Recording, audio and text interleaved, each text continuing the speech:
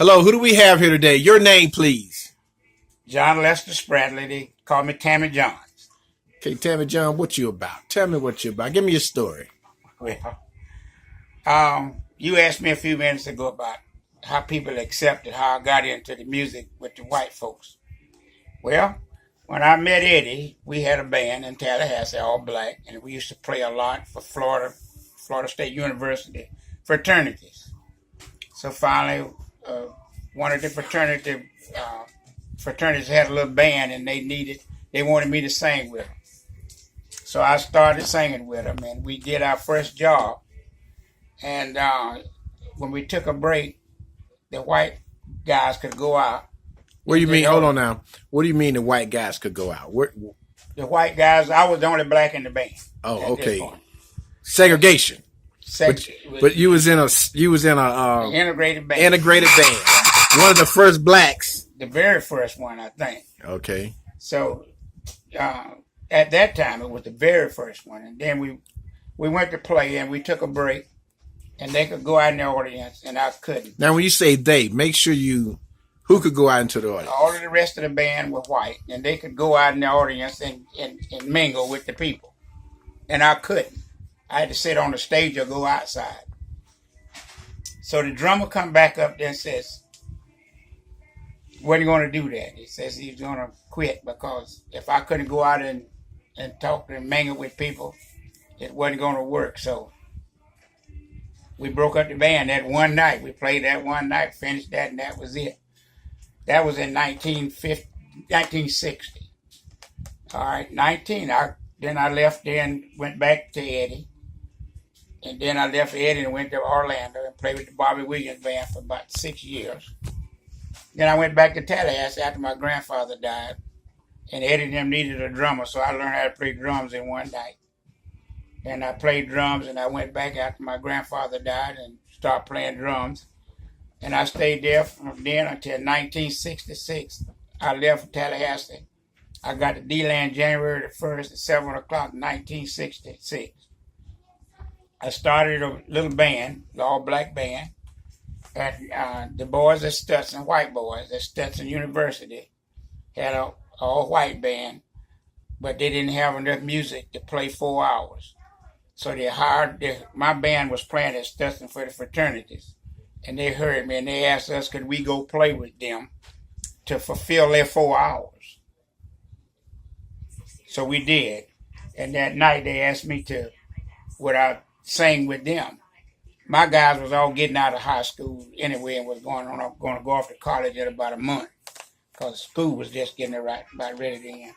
So I did, and we were the first integrated band in the state of Florida. For sure, besides the one I had started back there, where I started with back there. And that's how I got started. And, oh yeah, I've been called everything in the book. But one of the most important things that people don't realize was they was in just as much danger, if not more, than I was. Because they had long hair. See? They were called hippies. Right, but they had long hair, yeah. Right, and that was not acceptable in America. Right. They were called long hairs and all kinds of girls and all kinds of stuff.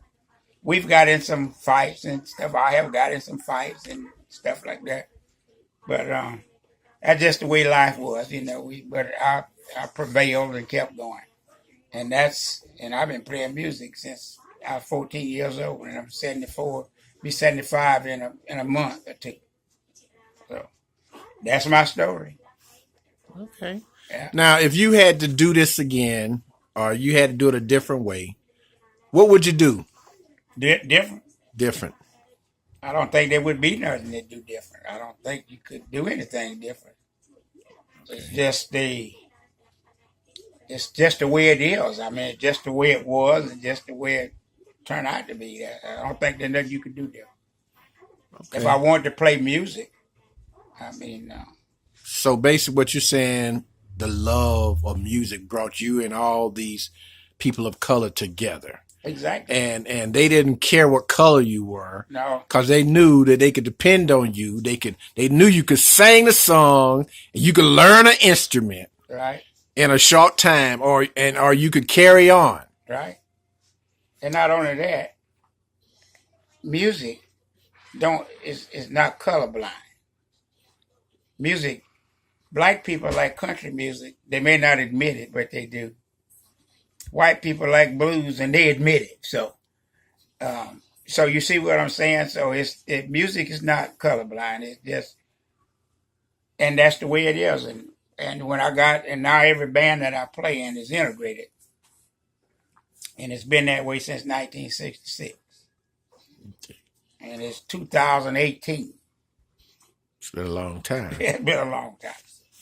So what else would you like to say? What would you like to say to your fans? What would you like to say to the musicians that are coming up now? Or what would what insight would you give them?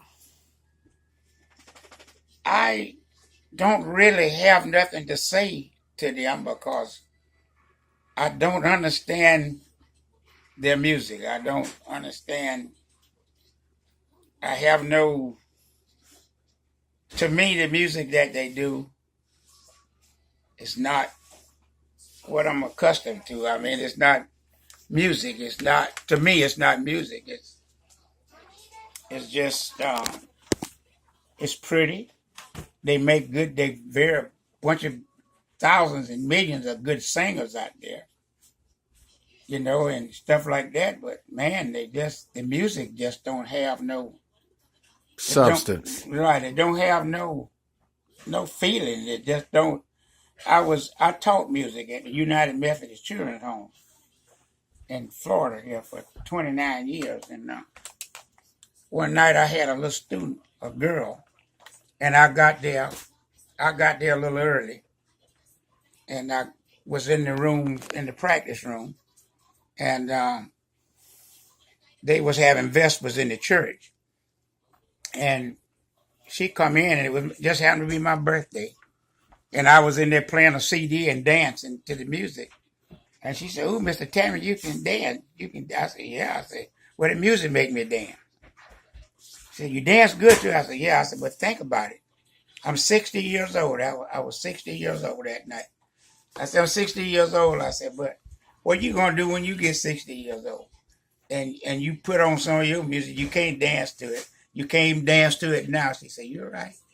So I don't know. I don't. That's all I can say about it is they're doing good and they make billions and billions of dollars, and the opportunity is there's just different people, different times, and it's you got to look at it.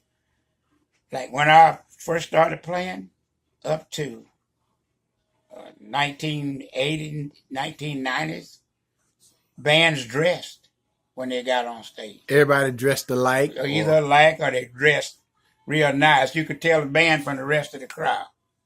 Okay. Now you can't. You can't even. You don't know what you got. But that's what they like, and you can't take that away from them. So, but that's the way it is. Anything else? What's the name of your group? Sundance. Sundance. But what was the name of the group? The group here in when you played at Stetson College. The Brood. The Brews. Brood. Now, spell that. Brewed. I want y'all to look that up, folks, and y'all gonna see some real history here.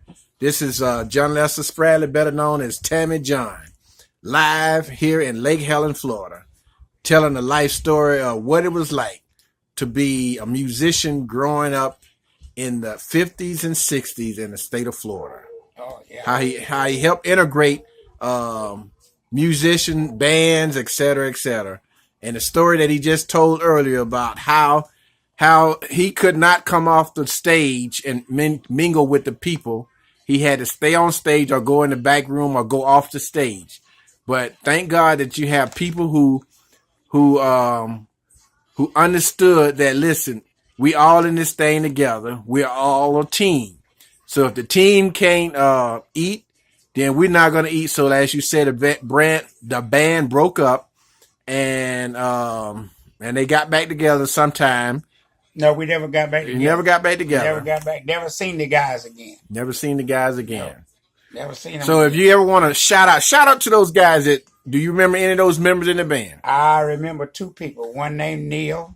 What was his last name? I don't remember that, but well, he was a drummer. His name was Neil. He was the one that told me that